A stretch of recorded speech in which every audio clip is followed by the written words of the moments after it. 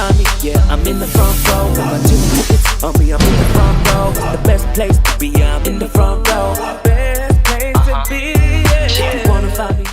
Hi, this is Shireen for In the Front Row. We're here. We got the best views in sports, and here's one of our views here. We got Aubrey Mcalpine, who's a guard, a 6'4" guard. So he's played overseas and wants to keep playing basketball, and we want to find out more about him. So we're going to ask him a whole bunch of questions. So welcome, Aubrey. Thanks for having me. Thank you. So when did the basketball get in your hands? Like, who put a basketball in your hands? I would say the local kids around the neighborhood. When I was about 4 years old, we were looking for things to do, just running around, and we actually a group of guys just started playing basketball, and that was about 4 years old at the Inglewood YMCA, and I just fell in love with it ever since then. Haven't stopped dribbling since. Okay, so then you grew up here in LA. You're a local guy. I'm a local person, so I don't find many people who are local in California. So where'd you go to high school? I went to St. Bernard High School in Playa del Rey, right by the beach, on the beach and the Los Angeles airport. So good vibes, good culture, basketball. They're actually doing really well right now too. Are they great? Yeah. Went to the CIF championship, went to state. So yeah, that really honed my basketball skills there. Isn't what from your coach in high school do you always carry with you? Because I know every coach you carry something. Who's your coach? What's your coach, and what do you carry with you? My high school coach was Bob Alaniz. It's a funny story because he actually, in high school, the little things we really didn't pay attention to or enjoy doing, like the V cuts, the L cuts, just the fundamentals of basketball. We just wanted to play basketball and have fun in high school. It's actually, I realized after high school that those little things were so important and so vital in success of basketball. It is the little things that is forgotten nowadays, the fundamentals, the basics. So I do thank him tremendously for, I still hold on to those values and those skills to this day. Oh, that's fantastic. And then you moved on to college. Yes. And you went to Richmond? Robert Morris University. Robert Morris. Sorry, I got it right. I started at Hampton University and transferred to Robert Morris in my last 2 years. And tell me how that went. They're a pretty good basketball team there at Robert Morris. It was definitely experience, especially being away from home. It was very cold. I will say very cold, extremely cold.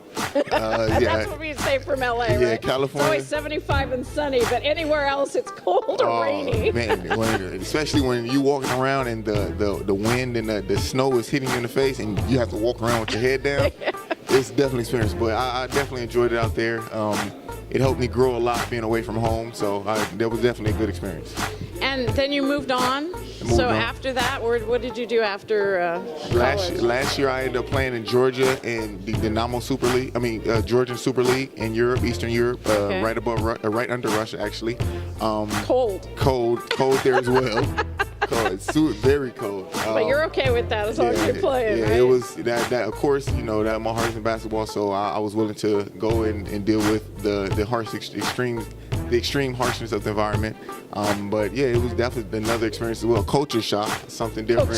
So what was that about? It was how is that different over there compared to? Did you learn the Euro step and all that? Oh, the Euro step as well. Yeah, that's big over there.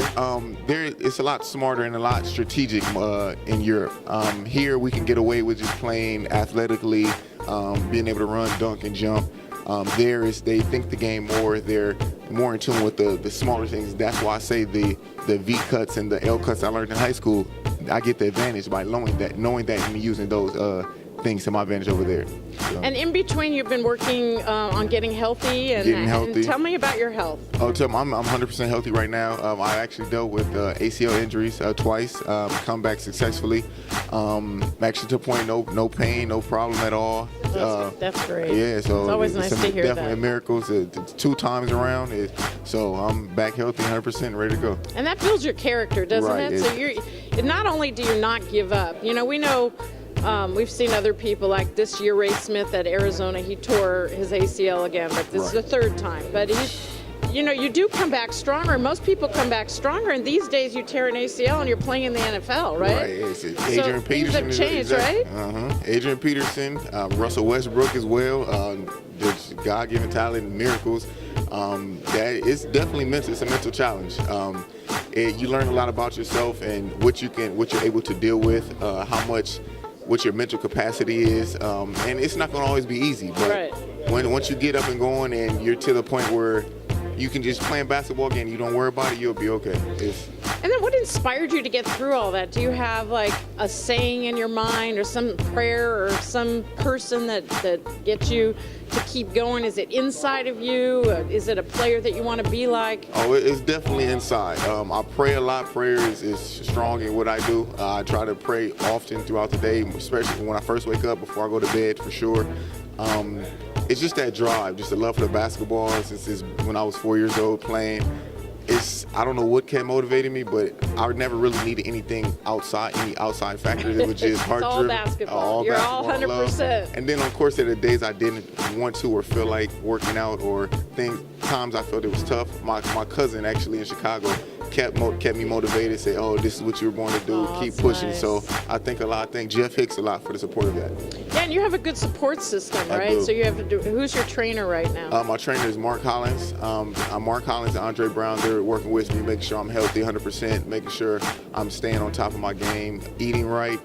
That's always the hard part. Yeah. Good We're food, sitting here at Rocket Fish with all this good food. So much good food. They do have healthy stuff. Right. But the days it's hard, it's tough. But they stay on me, make sure I stick to my diet, stick to my workout regimen, and make sure I'm healthy.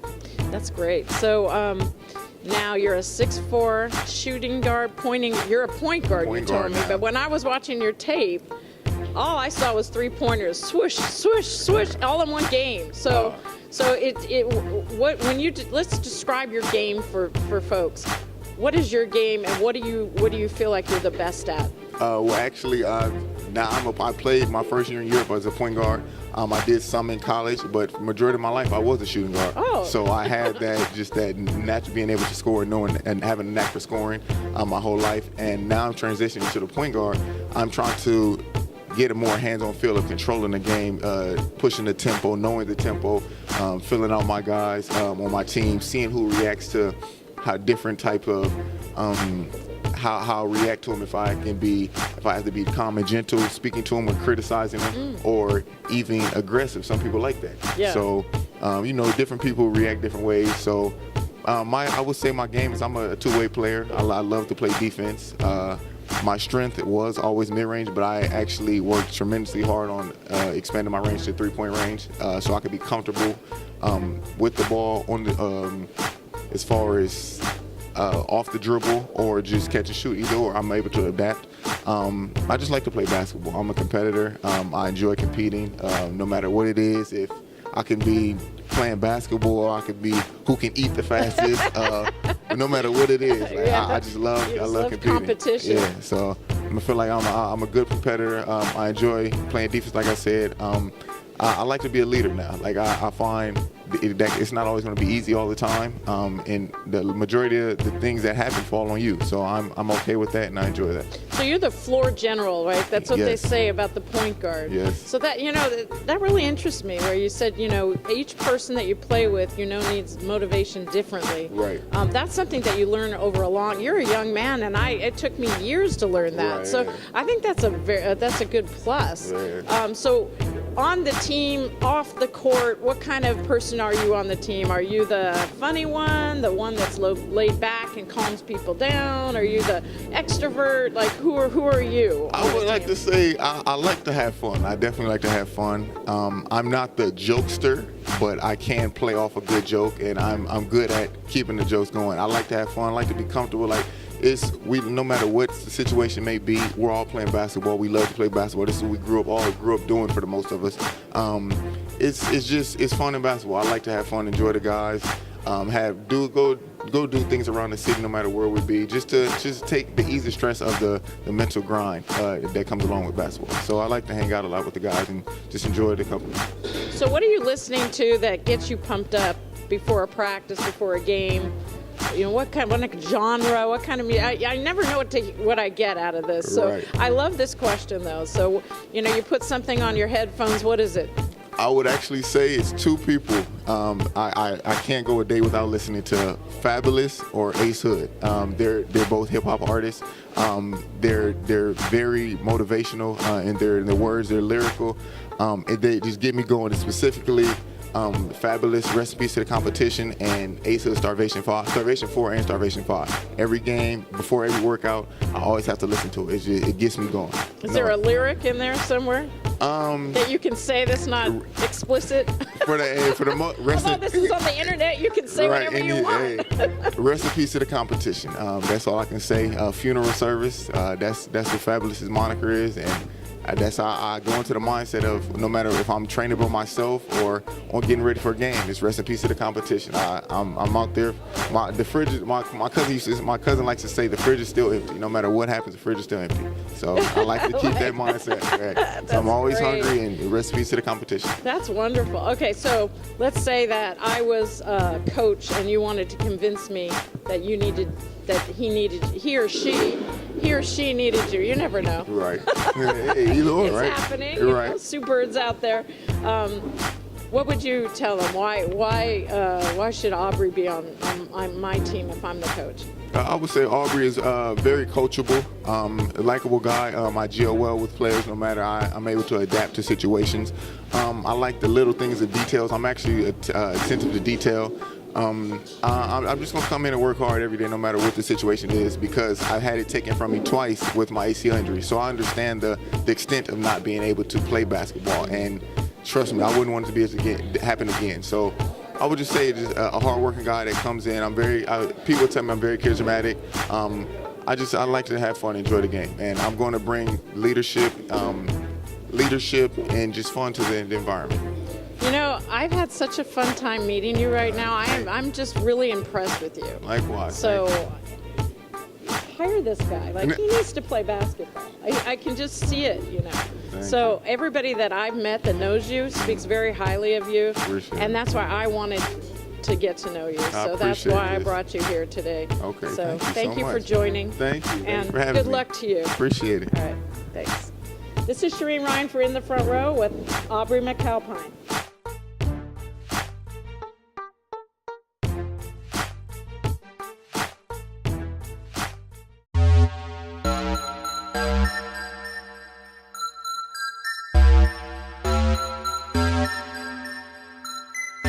If you wanna find me, yeah, I'm in the front row. Got my 2 tickets on me, I'm in the front row. It's the best place to be, I'm in the front row.